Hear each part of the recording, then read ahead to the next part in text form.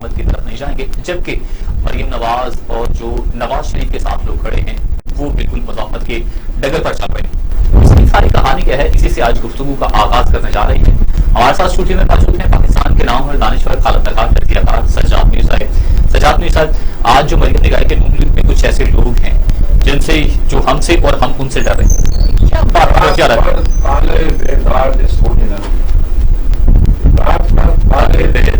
سونے نہ دیا یار نے مجھ کو، میں نے یار کو، میں نے مجھے یار نے سونے نہ دیا۔ تو یہ بات ہے کہ چاہے جی عشق کا کھیل ہو، چاہے سیاست کا کھیل ہو، چاہے کوئی اور ہو، جب یہ صورتحال پیدا ہوتی ہے کہ ہم ایک دوسرے سے ڈرتے ہیں اور کچھ کر نہیں پاتے تو سوچنا پڑتا ہے کیا۔ دیکھیے مسلم لیگ کا اس مطلب یہ ہے کہ اس کے بارے میں یہ تاثر پھیل گیا تھا کہ اس میں کوئی ایک نہیں دو لڑے، اور بہت کلیئر بات ہوئی تھی کہ مریم وہ لائن فالو کرتی ہے جو بہت اس کے والد نے اس کو بتائی ہے، اور شہباز شریف ایک پریکٹیکل سیاست کی جو طریقہ کار ہے اس کو اپنانا چاہتے ہیں، اس کو یہ مفاہمت کہہ دیتے ہیں، حالانکہ نہ مفاہمت ہے نہ مزاحمت ہے۔ اگر آپ نے سیاست کرنی ہے، پریگمیٹک ہونا ہے، پریکٹیکل ہونا ہے، تو آپ کو کچھ باتوں کو اڈاپٹ کرنا ہے۔ انتخابات میں شاید لوگ آپ کے ساتھ کھڑے نہ ہوں، آپ کو ٹکٹ دیتے ہوئے آپ اگر اپنی مرضی کے لوگ چنیں تو اس کے انتظام وہ ہو جو گجرانوالہ میں کنٹونمنٹ کے الیکشن میں ہوگا۔ دیکھیے یہ ساری بہت بڑی سائنس ہوتی ہے الیکشن کی، اور اس میں بہت سی باتوں کا خیال رکھنا پڑتا ہے۔ پاکستان میں اچھا ہے یہ برا، اسٹیبلشمنٹ ایک قوت ہے اور موجود ہے۔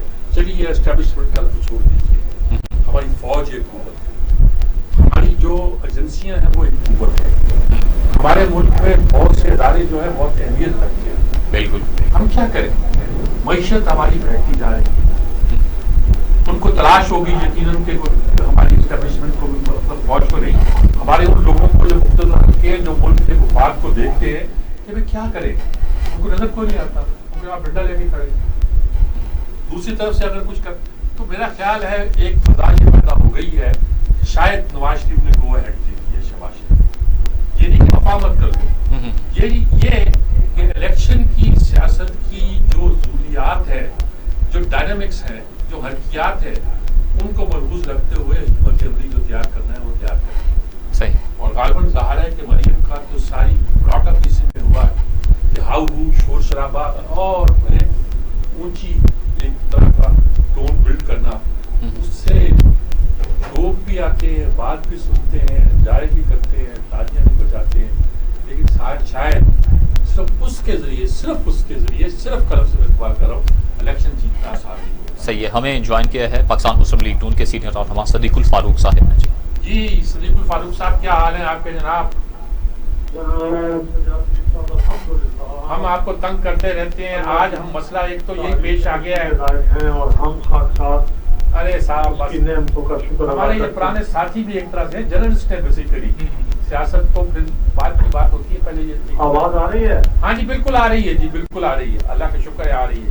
اچھا پوچھنا ایک تو یہی ہے کہ آج مریم نے بھی کہا ہے کہ کچھ ہم سے ڈرتے ہیں، کچھ وہ ہم سے ڈرتے ہیں، کچھ ہم ان سے ڈرتے ہیں۔ آواز آ رہی ہے؟ جی آپ کو آ رہی ہے میری آواز؟ صدیق الفاروق صاحب آپ ہمیں سن پا رہے ہیں؟ ہیلو جی السلام علیکم۔ السلام علیکم، آواز آ رہی ہے جی؟ جی آپ کی آواز آ رہی ہے؟ اچھا بالکل آپ کی بھی آ رہی ہے، بالکل صاف آ رہی ہے۔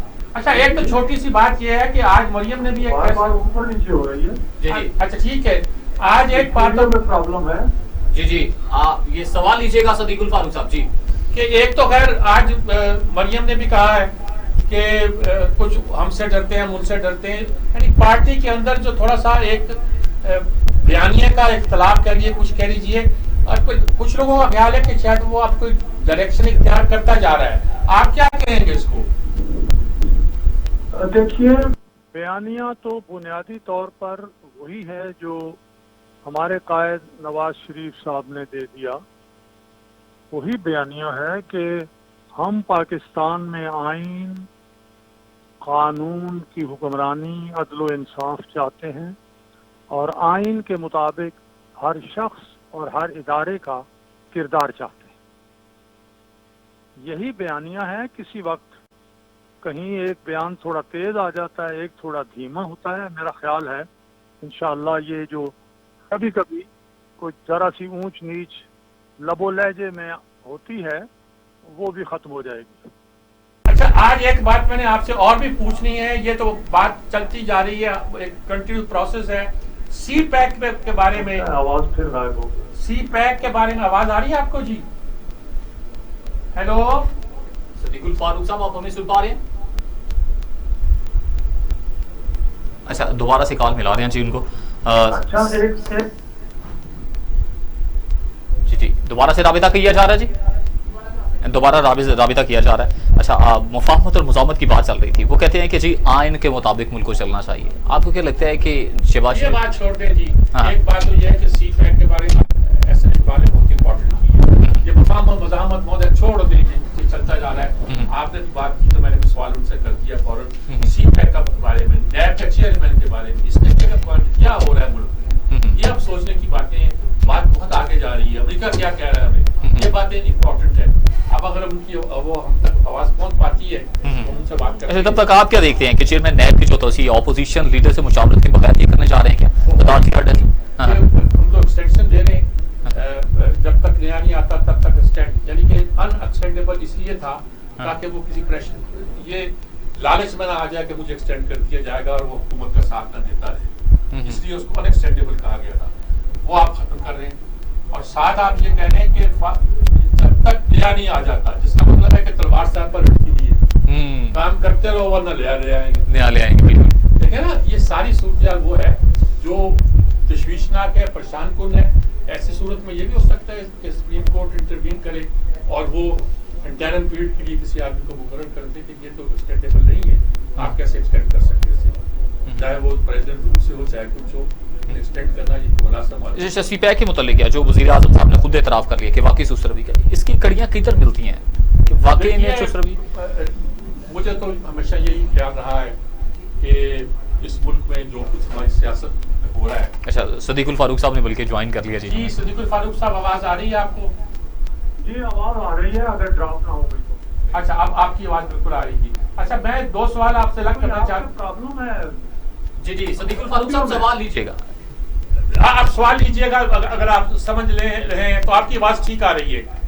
اچھا جی, میں پوچھنا یہ چاہ رہا ہوں کہ نیب کے چیئرمین کے بارے میں جو کر رہے ہیں, کیا میں نے آپ کا سوال سن لیا, میں جواب عرض کرتا ہوں. پاکستان مسلم لیگ نون میں ان کے قائد جناب نواز شریف کا بیانیہ ہی پوری پارٹی کا بیانیہ ہے. وہ یہی کہہ رہے ہیں اور جس کے لیے انہوں نے جدوجہد کی ہے اور کر رہے ہیں, وہ آئین, جمہوریت اور قانون کی بالادستی ہے. ہر آدمی اور ہر ادارے کا کردار قانون کی روشنی میں ہی ہوگا. اس سے باہر نکلنے کی کوشش کرنا آئین سے متصادم بھی ہوگا اور ملک کے لیے نقصان دہ بھی, اور ملک کو نقصان پہنچ چکا ہے اس طرح کی باتوں سے. اس کے لیے انہوں نے کہہ دیا ہے کہ اگر کسی کو غلط فہمی ہے کہ جی ہم مزاحمت ہی چاہتے ہیں تو ایسا نہیں ہے, ہم مفاہمت کے ذریعے بھی یہ راستہ, یہ مقاصد حاصل کرنا چاہتے ہیں. بسم اللہ, آپ آئیے. اور اگر کوئی مفاہمت نہیں پسند کرتا تو پھر ہم مزاحمت کے لیے بھی تیار ہیں. یہ ہے جی ہمارا بیانیہ. پارٹی میں کبھی بات ذرا تھوڑی اونچے سروں میں ہو جاتی ہے, کوئی ہمارے صاحب جو ہیں وہ ذرا دھیمے سروں میں بات کر لیتے ہیں, لیکن اب میں سمجھتا ہوں کہ بالکل ایک ہی سر میں انشاءاللہ بات آپ کو سننے کو ملے گی, اور وہی بیانیہ جو ہے اب انشاءاللہ ہر طرف نظر آئے گا. دوسری بات میں پوچھنا چاہتا ہوں, چیئرمین نیب کے بارے میں کیا کر رہے ہیں؟ ان ایکسٹینڈیبل پوسٹ کو وہ غیر مہینہ مدت تک کے لیے توسیع دے رہے ہیں. دیکھیں جی, چیئرمین نیب کو توسیع آئین اور قانون کے مطابق نہیں دی جا سکتی. اگر اس کے لیے آرڈیننس جاری کیا جاتا ہے, صدارتی آرڈیننس, تو میں سمجھتا ہوں क्योंकि आइन के खिलाफ आर्डिनेंस जारी नहीं किया जा सकता, तो इसमें वजीर कानून, वजीर आज़म और सदर मुमलिकत तीनों मुजरिम होंगे। सदर मुमलिकत को तो शायद जो एक आइनी तहफ़्फ़ुज़ हासिल है उस वक्त तक उनके खिलाफ कार्रवाई न हो, लेकिन वजीर कानून और वजीर आज़म के खिलाफ कार्रवाई हो सकती है। और दूसरी बात यह है कि हम इसे चैलेंज करेंगे सुप्रीम कोर्ट में। किसकी मजाल है जो आइन के खिलाफ एक हुक्म जारी करे और उसे मानने पर इसरार करे और उसे लागू करने की कोशिश करे। बात मैं और पूछना चाहता हूं कि सी पैक के बारे में, या सड़कें बहुत महंगी बना दी और हमने सस्ती बनाई। एहसन इकबाल ने बहुत तफसील के साथ प्रेस कॉन्फ्रेंस की है, क्या कहेंगे आप? पहली तो बात यह है कि इन्होंने कौन सी सड़कें बनाई हैं। एक इन्होंने अपने 8 साल में पेशावर मेट्रो बनाई है जो 5 साल क्या 6 साल में भी मुकम्मल नहीं हो सकी, रोज खराब हुई भी पड़ी होती है। ये नवाज शरीफ साहब के और शहबाज शरीफ साहब के मंसूबों का इफ्तिताह पे इफ्तिताह करते जाते हैं।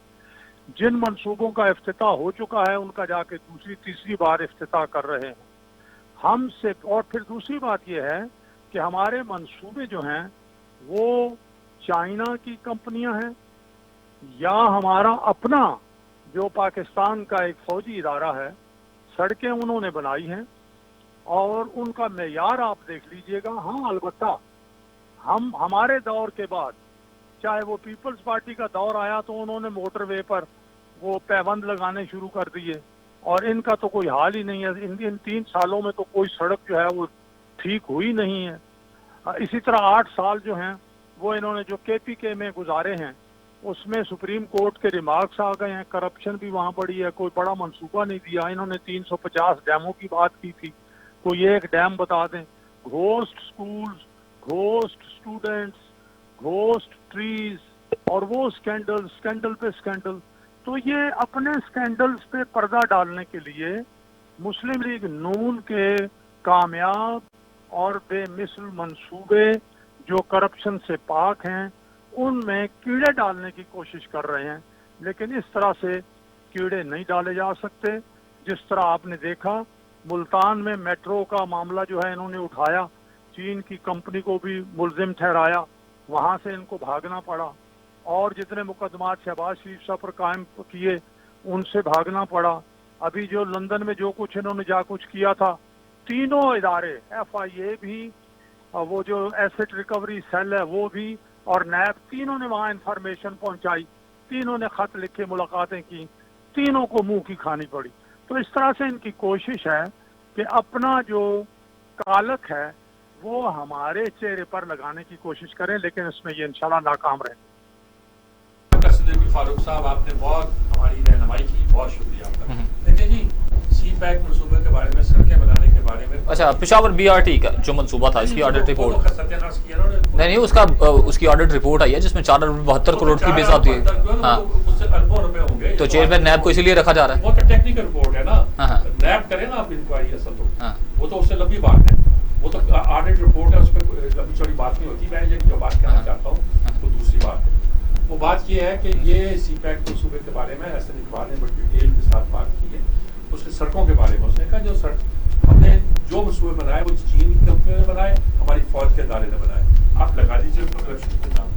दूसरी बात है सड़क में फर्क होता है। इतनी मुश्किल सड़कें जान पर खेल कर हमारे जवानों ने बनाई है, जिसका आप ये सिला दे रहे हैं। कहीं पुल होते हैं, कहीं पहाड़ों पर चढ़ना होता है, कहीं कुछ होता है, आप उन सबको एक कर दें। उसने एक सड़क बनाई जो हमने बनाई, तो इनके पास उनका कुछ FIA के पास जाएगा या कि नैब के पास जाना चाहिए? FIA क्या होती है? FIA तो इनका गुलाम बन के रह गया दारा। अब तो नैब इन्होंने बनाई है, नैब करेगी, कुछ नहीं होगा। तो नैब में तो चेयरमैन अब आने वाले दौर में होगा जो होगा, हम उस दौर का हिस्सा। सही है, हमें ब्रेक पर जाना चाहिए। ब्रेक से लौट कर आते हैं, गुफ्तगू आप लेके चलेंगे मुख्तसर से वक्फे के बाद। Welcome back. वीर साहब, अमेरिका ने आखिरकार अफगानिस्तान के खिलाफ जंग में शिकस्त का बाज़ाबिता एतराफ़ तो कर लिया। उनके जनरल मौत मिल गई हैं जो कि chairman joint chief of staff committee हैं। उन्होंने कहा कि वाकई यह था और जंग स्ट्रेटजी की जो थी नाकामी थी स्ट्रेटजिक, اس کی وجہ وہ سینٹ میں ہیئرنگ ہوئی نا اس کی، وہ بلا لیتے ہیں اپنے جرنیلوں کو، ہم یہ نہیں کرتے نا. آج گنوایا ہے انہوں نے، شاید شامی صاحب نے گنوایا کہ کارگل کی اگر ہوئی ہوتی انکوائری، یا ایسٹ پاکستان کے ثانیہ کی انکوائری ہوئی ہوتی، یا آپریشن جبرالٹر کی انکوائری ہوئی ہوتی، تو بہت سی باتوں کا ہمیں علم ہو جاتا اور بہت سی چیزیں جو ہیں پھر وہ ایسے نہ ہو پاتی. انہوں نے بلا لیا، انہوں نے کہا اسٹریٹجک ڈیفیٹ ہے. یہ کوئی 1-2 برس کی بات نہیں، یہ نصف صدی کا قصہ ہے والی بات ہوتی ہے کہ 20 سال 21 سال کی جو اسٹریٹجک ہماری حکمت عملی تھی اس نے مار کھائی، اس نے شکست کھائی. آپ 20 سال کیا کرتے رہے؟ پیسے چونکتے رہے، ان کی فوجیں تیار کرتے رہے. وہ ہوتی ہے تیار. میں کہا کرتا ہوں کہ فوج جنگ کے لیے تیار کی جاتی ہے، خانہ جنگی کے لیے نہیں. وہ دشمن کے خلاف تیار کی جاتی ہے، اپنوں کے خلاف نہیں. آپ نے افغانوں سے لڑانے کے لیے فوج تیار کی، یہ کیسے ہو سکتا ہے؟ فوج ٹریننگ نہیں ہوتی.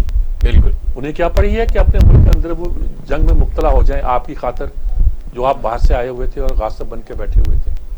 تو اب وہ بلبہ ڈالنا چاہتے ہیں. آپ چین پہ نہیں ڈال سکتے، روس پہ نہیں ڈال سکتے، سینٹرل ایشیا کی ریاستوں پہ نہیں ڈال سکتے، انٹرسٹ ہے وہاں. وہ پاکستان پہ ڈالنا چاہتے ہیں. کچھ تھوڑا بہت ایران پہ ڈال سکتے ہیں، لیکن ایران پہ نہیں ڈالیں گے. ہمیں جوائن کیا ماہر بین الاقوامی امور ڈاکٹر منور صابر صاحب نے.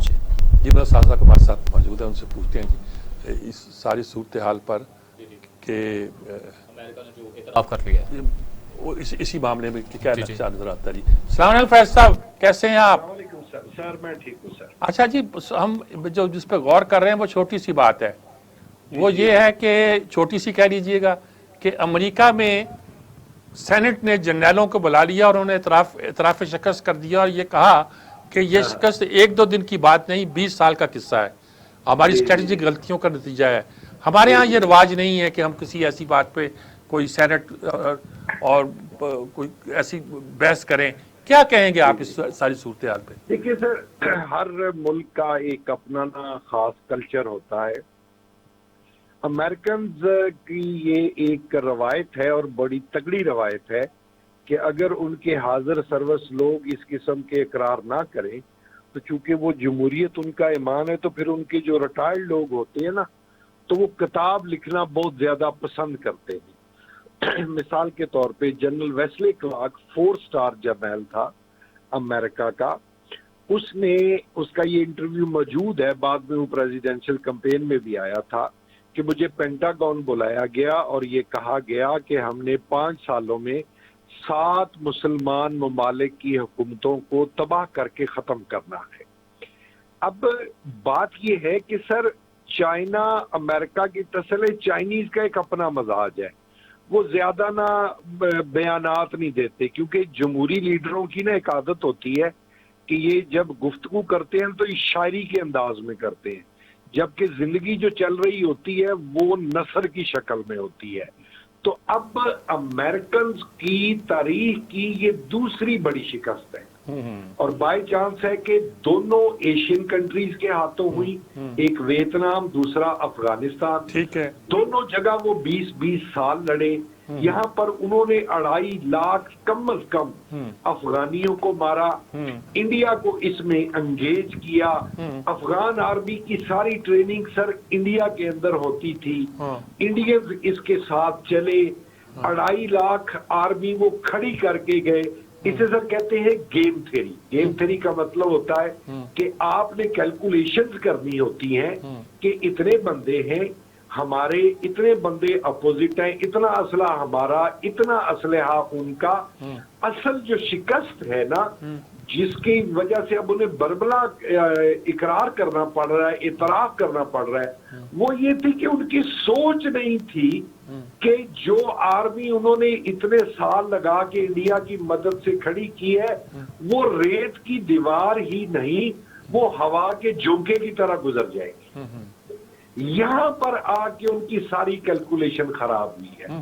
دوسری بات یہ ہے سر کہ وہ جتنا عرصہ بھی یہاں پر لڑے ہیں، مثال کے طور پہ دیکھیں ان کے اپنے فوجی جن کی ہلاکت ہوئی ہے یہاں پہ وہ بمشکل 2,500 ہے. ویتنام کے اندر جب انہیں شکست ہوئی تھی ان کا 60,000 بندہ مرا تھا. اور ان کی باقاعدہ وہاں پر نا یادگار ہے. उस पर उनके नाम लिखे हुए हैं। ये यहाँ पर बेसिकली अफगानिस्तान में फतह करने को था क्या? अफगानिस्तान में फतह करने को बड़ी पार्टी को, बड़ा ऑर्गेनाइज सिस्टम, कोई यहाँ से ऐसे वसाइल इंफ्रास्ट्रक्चर कि जिसको इस्तेमाल करते हुए उन्होंने किसी दूसरे मुल्क पर अटैक करना था। ये दरअसल उनका ना एक, जिसे आप कहें कि हीटेड माइंड्स और महज रिवेंज के अंदर ज्यूज लॉबी की मदद से जो कैलकुलेशंस करके तो उन्होंने मुसलमान ममालिक को अंडर अटैक किया हुआ था। आप इराक की मिसाल ले, सीरिया की ले लें, लिबिया की ले लें, यमन की ले लें, ईरान सऊदिया की तसल्ली ले, पाकिस्तान ले लें। हम पाकिस्तान को क्यों भूलते हैं? पाकिस्तान के 70,000 लोगों ने जानों का नजराना पेश किया है। अब तो हो क्या रहा है कि मिसाल के तौर पे इंडियंस जो थे उनको होप बहुत ज्यादा थी और 4 काउंसिल खाने भी जो उन्होंने खोले हुए थे कम अज कम, तो उसके अंदर भी उनकी सारी गेम प्लानिंग धरी की धरी रह गई। हुआ क्या है? हुआ ये है कि ये सर चाइनीज और रशियंस ने मिल के इंटेलिजेंस ग्राउंड्स के अंदर फेलियर करवा के उनके जो बड़े बड़े रैंक के ऑफिसर थे, अफगान आर्मी जो उन्होंने खड़ी की हुई थी, उनसे पहले ही राब्ते कायम किए गए, उनके साथ ये सारी सेटिंग थी, तो उसके बाद उनको ये शिकस्त हो गई है। बाकी रहा वहां का, ये चूंकि मैंने अर्ज किया ना कि कल्चर है, आपको याद होगा जब ट्रंप ने थोड़ी सिचुएशन खराब कर दी थी तो उस वक्त भी उनके आर्मी चीफ ने कहा था कि हमें आर्मी से तवक्को ना रखे कि अगर मुल्क के अंदर हालात खराब होंगे तो हम इनको रेस्क्यू करने आएंगे।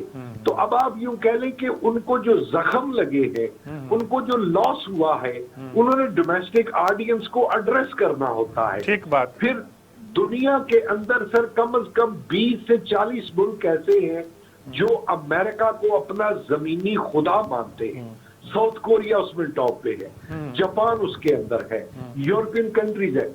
उनको भी सेटिस्फाई करने के लिए कि उनके अंदर को फियर ना फैले, अमेरिका की रेपुटेशन थोड़ी बरकरार रहे, तो मतलब इसे कहते हैं टू शिफ्ट द ब्लेम। किया बुश ने, फैसला बुश का था, दीगर प्रेसिडेंट्स ने इसको जारी और सारी रखा। तो अब वो जर्नैल वहां पे, हाँ ये बात आप कह लें कि उनका कल्चर है कि उनके जर्नैल भी आंसरेबल होते हैं। मिसाल के तौर पे वो जर्नैल कह रहे हैं मुझे नहीं पता जी बाइडेन साहब ने जो बयान दिया है वो क्या है, मुझे नहीं पता जो बाइडेन साहब का बयान जो है वो सही है या गलत है। तो ये कोई बड़ी बात नहीं है, जो वो छोटी सी खबर है, ये वाकई छोटी सी खबर है, लेकिन अब आहिस्ता आहिस्ता ना उन्होंने लोगों को ज़हनी तौर पे तैयार करना है। और जब मैं कह रहा हूँ डोमेस्टिक ऑडियंस, और डोमेस्टिक ऑडियंस से मेरी मुराद नेटो के वो तमाम ममालिक हैं जिनको उन्होंने ग्रेजुअली ज़हनी तौर पे उस सदमे के मुतल्लिक समझाना है, बताना है। अच्छा, एक लफ्ज पर गौर कीजिए, वो उनका जर्नैल कह रहा है कि जियो स्ट्रेटेजिक मिसकैलकुलेशन थी। हाँ, ठीक। अब जियो स्ट्रेटेजिक एक होती है सर जियो पॉलिटिक्स। पॉलिटिक्स ये होती है कि एक मुल्क की लोकेशन की बुनियाद पर जो सियासत होगी वो जियो पॉलिटिक्स होगी। एक मुल्क की सियासत लोकेशन पर बुनियाद रख के जो इकोनॉमिक एक्टिविटी होगी वो जियो इकोनॉमिक्स होता है। जियो स्ट्रेटेजिक होता है कि मैक्सिमम उसमें हर चीज आ जाती है। ये ब्रॉडेस्ट वर्ड होता है। तो जब वो ब्रॉडेस्ट वर्ड कह रहा है तो वो इनडायरेक्ट हिंट दे रहा है कि चाइनीज, रशियंस, और मुझे तो इस बात पे बड़ा फख्र है कि इंडियन हरामखोर को गाली नहीं होती सर, वो मतलब गलत कमाई और तरीकों से खाने वाला, हमारे मारखोर ने भी हरामखोर को मार दिया। और मेरी दानिश में सर, मैं भी पॉलिटिकल ज्योग्राफी का तालिब इल्म हूँ, अमेरिकन ने बहुत बड़ी भूल की जब इंडियंस को इस वॉर के अंदर साथ मिलाया। जब इंडियंस इन्वॉल्व हुए तो हमारी इंटेलिजेंस की भी मजबूरी बन गई थी, क्योंकि इंडियन का वहां पे सिर्फ और सिर्फ एक मकसद था और वो था पाकिस्तान को डैमेज करना। और उन्होंने हमें किया, उन्होंने दहशतगर्दी करवाई। वो जो टीटीपी वाले लोग जो नलका या टूटी नहीं लगा सकते, उनको वो एफएम के चैनल बना के देते थे। अजीत दोवल के इंटरव्यूज है। अच्छा, मसलन सर मुझे मेरी एक अर्ज सुनिया, हम एक पूरा मुल्क दरमियान में आता है, इंडिया का अफगानिस्तान के अंदर कोई तो कॉमन चीज हो। ठीक। मुझे कल को मैसेज मिले जी सजाद मीर साहब आपको इस हवाले से याद कर रहे हैं, तो मैं दौड़ता हुआ जाऊंगा, यार हमारे सीनियर हैं, बुजुर्गों की जगह है, मैं जिंदगी में वैसे उनको सिर्फ ना उनका एक दफा मिला हूं, ना मजहब, ना जुबान, ना इलाका, ना को कॉमन हेरिटेज को, तो किस लिए वहां पर जाते थे। तो अब उनका मीडिया भी तवातर से बयानात देता है, जिसे पंजाबी में कहते हैं बौंदले पड़े हैं। कभी वो कहते हैं सरीना के 5वें फ्लोर पे हैं, और सबसे बड़ी बात जो विक्ट्री है, हमारे जो ISI चीफ वहां पे गए हैं, अल्लाह, बड़ी हैरानकुन बात है।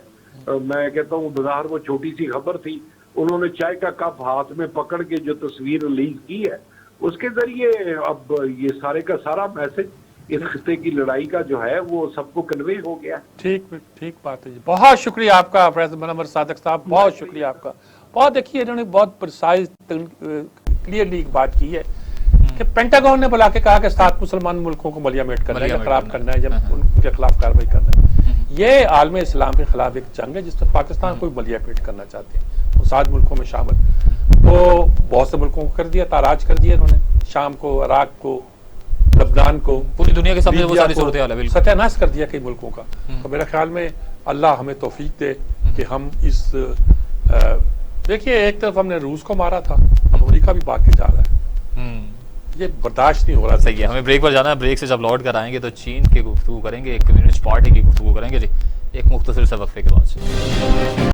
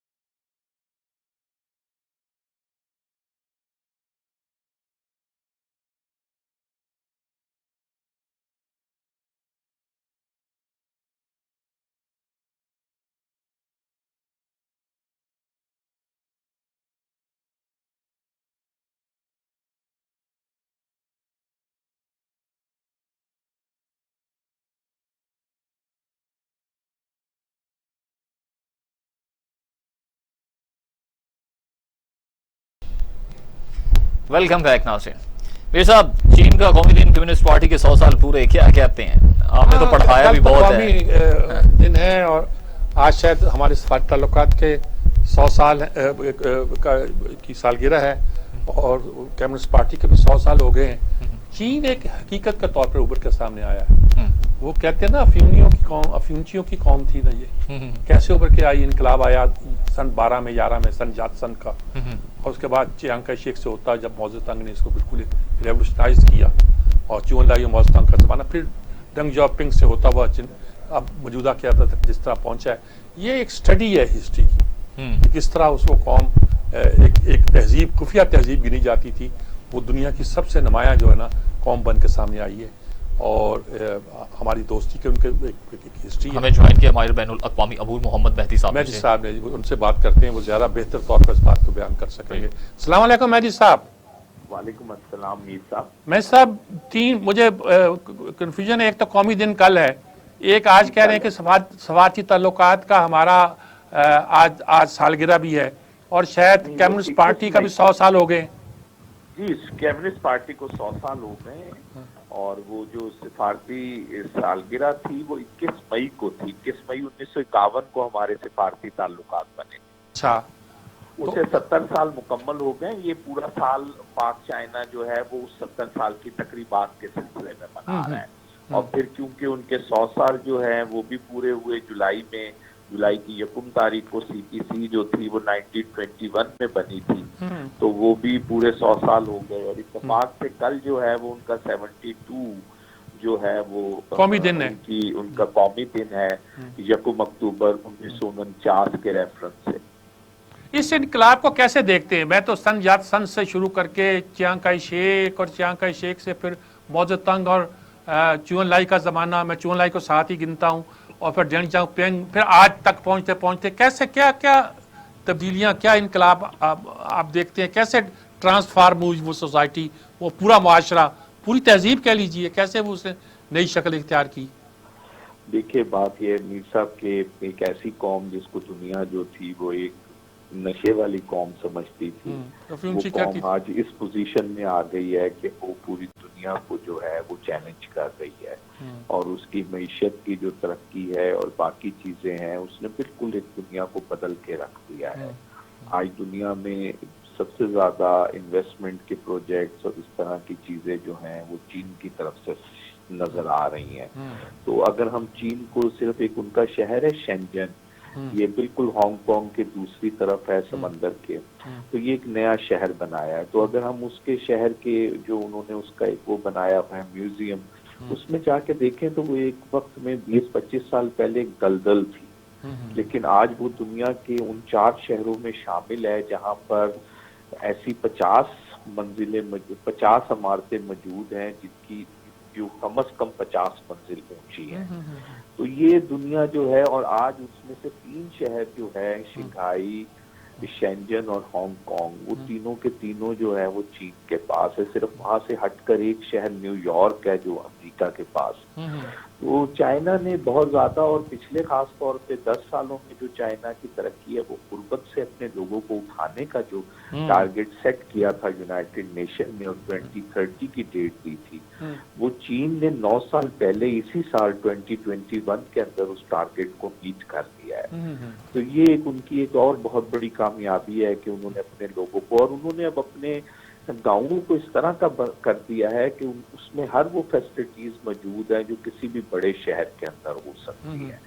तो अब लोगों का जो इधर से उधर जाने का है मामला कि वो गाँवों को छोड़कर शहरों की तरफ जाएं रोजगार के लिए, ये सिलसिला जो है वो तकरीबन उन्होंने कोशिश की है कि इसको कम से कम किया जाए, और इसमें अब वो बहुत हद तक कामयाब है। बल्कि इस वक्त जो है वो चाइनीज जो कॉन्सुलेट है वो एक फिल्म वो आजकल दिखा रहे हैं, वो फिल्म बुनियादी तौर पर इसी बात के ऊपर है कि एक गांव को असल में टारगेट किया गया है कि उस गांव को कैसे इस काबिल बनाया गया कि वहां पर खुद ही रोजगार जनरेट हो और उन लोगों को बाहर जाने की जरूरत ना, और वहाँ हेल्थ फैसिलिटीज और एजुकेशन और ये तमाम चीजें जो हैं वो उसके अंदर शामिल करें।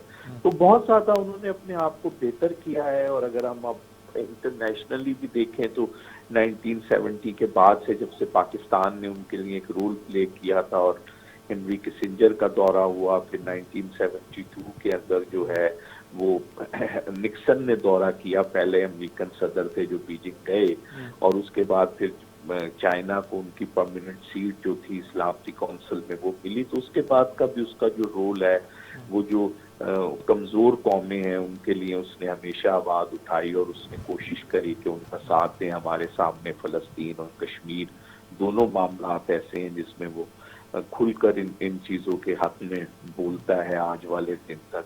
और फिर बैनुल अक़वामी हवाले से उसने, उनके नए सदर ने, प्रेसिडेंट शी ने एक नया प्रोजेक्ट लेकर आए BRI, और फिर BRI को उन्होंने पूरी दुनिया के अंदर मुतारिफ कराया और अब वो अफ्रीका में भी पहुंचा हुआ है और यूरोप के अंदर भी पहुंचा हुआ है, एशिया में तो है ही।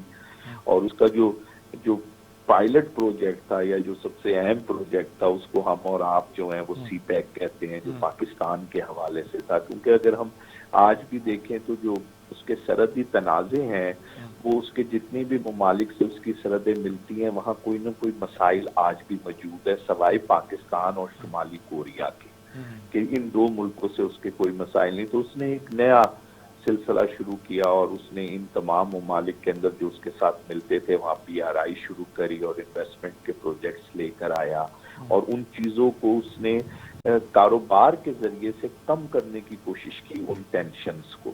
और पाकिस्तान के जरिए उसने एक एनर्जी कॉरिडोर की तरफ जाने की कोशिश करी, क्योंकि उसको साउथ चाइना सी के अंदर अमेरिका और उसके इत्तेहादी तंग करते हैं, और वही एक दुश्वार में इस सेंस में कह रहा हूँ, एक बहुत ही नैरो जगह है जहाँ से उसकी एनर्जी की ज़रूरियात पूरी होती है, और 12,000 नॉटिकल माइल का सफ़र तय कर कर वो शंघाई पहुँचती है जब वो मिडल ईस्ट से तेल उठाती हैं। तो उसने फिर एक नया रास्ता सोचा कि गवादर के ज़रिए से एक शॉर्टेस्ट, जबकि ये वाला हिस्सा उसका उस तरह डेवलप नहीं है जिस तरह का डेवलप जो है वो दूसरी तरफ का हिस्सा है, लेकिन इसकी डेवलपमेंट पर भी उसने काम किया और इसके साथ साथ वो फिर पाकिस्तान की तरफ आया।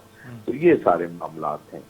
तो इस वक्त पाकिस्तान में जो CPEC जिस तरह स्लो हुआ है, आज तो गवर्नमेंट ने भी मान लिया, आज वज़ीर आज़म ने भी मान लिया, और जो चेयरमैन है CPEC अथॉरिटी का वो भी कह रहा है कि हम 3 साल तक हमने कुछ नहीं किया। क्या पाकिस्तान की आंखें कुछ खुल नहीं रही, अब कुछ सोच नहीं रहे? अमेरिका आंखें दिखा रहा है और वहाँ जंग का मलबा डाल रहा है। पाकिस्तान की प्रॉब्लम ये है कि पाकिस्तान इससे कुछ समझने के बजाय जो 23 सितंबर को 2 साल के बाद JCC की मीटिंग हुई है, जो हर साल में कम से कम 1 दफा या 2 दफा होती थी, और वो अब 2 साल के बाद हुई है। वो JCC की मीटिंग बड़ी टेंस मीटिंग हुई है, और उसमें पाकिस्तान ने बहुत सारे ऐसे मुद्दे छेड़े हैं जिसकी वजह से वो मीटिंग जो थी एक वक्त ऐसा आया था कि शायद वो कंटिन्यू ना रह सके। और जिस किस्म की असद उमर साहब ने वहाँ पर बात करी कि तासू डैम का जो वाकया है ये CPEC का प्रोजेक्ट नहीं था, तो इसकी सिक्योरिटी का वो लेवल नहीं हो सकता था, या उन्होंने रीनेगोशिएट करने की बात करी है जो एनर्जी प्रोजेक्ट्स हैं। तो ये वो सारी चीजें हैं कि इस वक्त जो है वो CPEC के मामला, हम तो बहुत अरसे से ये सारी बातें कह रहे थे कि CPEC के, लेकिन उस वक्त हुकूमती तर्जुमान और ख़ास तौर पे जो जनरल बाजवा साहब थे, आसिफ बाजवा साहब, वो कह रहे थे कि नहीं बड़ी तेज़ी से जा रहा है। असल में मेरा ज़ाती ये ख्याल है कि अमेरिका की ख्वाहिश ये नहीं है कि ये नहीं वो समझता कि ये हमेशा के लिए CPEC ख़त्म हो जाएगा, बल्कि उसकी ख्वाहिश ये थी कि इसको वक्त मुकर्ररा पर इसको मुकम्मल ना होने दिया जाए। और मैं समझता हूँ कि पहले फेज में वो जीत गया है और उसने इसकी स्पीड को हल्का करके अब कोई भी ऐसा प्रोजेक्ट नहीं है जो अपने वक्त मुकर्ररा पर मुकम्मल होने जा रहा हो। हमें तकरीबन गवादर पोर्ट को हमने 11 साल लेट कर दिया है। तो ये वो तमाम चीजें हैं, क्योंकि चीन का बहुत बड़ा एक मसला है कॉस्ट रिडक्शन का बड़ा मामला है। वहां पर अब जो उनके वर्कर्स हैं वो वही सैलरी मांग रहे हैं जो यूरोप के अंदर होती है, इसलिए वो अपनी सनतों को शिफ्ट कर रहा था दूसरे ममालिक में, और वो सबसे ज्यादा पाकिस्तान में चाहता था। लेकिन आज वाले दिन भी हमारी जो निजकारी पॉलिसी है वो अनफॉर्चुनेटली नहीं पूरे पाकिस्तान के लिए सामने आ सकी, क्योंकि पिछले 3 सालों में 5 दफा चेयरमैन तब्दील हो गए हैं। तो जो काम होने वाला था, फिर सबसे बड़ा प्रोजेक्ट जो था वो ML1 था $6 बिलियन का, वो चाइनीज ने बैंक ने उसको وہ کیا ہوا تھا، اس کا لون منظور کیا ہوا تھا، لیکن IMF شرط لگا دی کہ ہم اتنا بڑا لون نہیں لے سکتے، تو ہم نے اسے روک دیا ہے، اور اب ہم کچھ اس کے اور رستے نکالنے کی کوشش کر رہے ہیں، لیکن ماہرین کا خیال ہے کہ اب اس کی قیمت $9 بلین تک چلی گئی ہے۔ تو وہ جو تھا اب تک اگر چل رہا ہوتا تو وہ پشاور سے لے کے لاہور تک اب تک کمپلیٹ ہو جاتا، مکمل ہو چکا ہوتا۔ یہ تھا کہ جی 150 کلومیٹر پر آور کے حساب سے ہماری ٹرین چل رہی ہوتی، تو لیکن یہ جو ساری چیزیں ہیں، یہ ساری چیزیں انفارچونیٹلی رک گئے۔ اس میں ہمیں یہ ماننا پڑے گا کہ جہاں اس میں نواز شریف صاحب کا بہت زیادہ کام ہے کہ انہوں نے اس کو شروع کروایا، وہاں آصف علی زرداری صاحب نے بھی اس پر بڑی محنت کری، اور چینی تو پرویز مشرف کا بھی نام لیتے ہیں کہ انہوں نے بھی اس پہ محنت کری، لیکن انفارچونیٹلی عمران خان صاحب اور ان کی ٹیم جب شروع میں آئی تو انہوں نے کہا کہ اسے 1 سال کے لیے فریز کر دیا جائے، رزاق داؤد صاحب نے کہا، پھر عمران خان صاحب اور مراد سعید وغیرہ نے کہا کہ اس میں کرپشن بہت ہوئی ہے، پھر چائنیز نے اس پہ بڑا سخت رویہ اپنایا، بیجنگ سے اس کے اوپر بیانات آئے، اور اس کے بعد پھر یہ معاملہ جو تھا یہ آخرکار رک گیا۔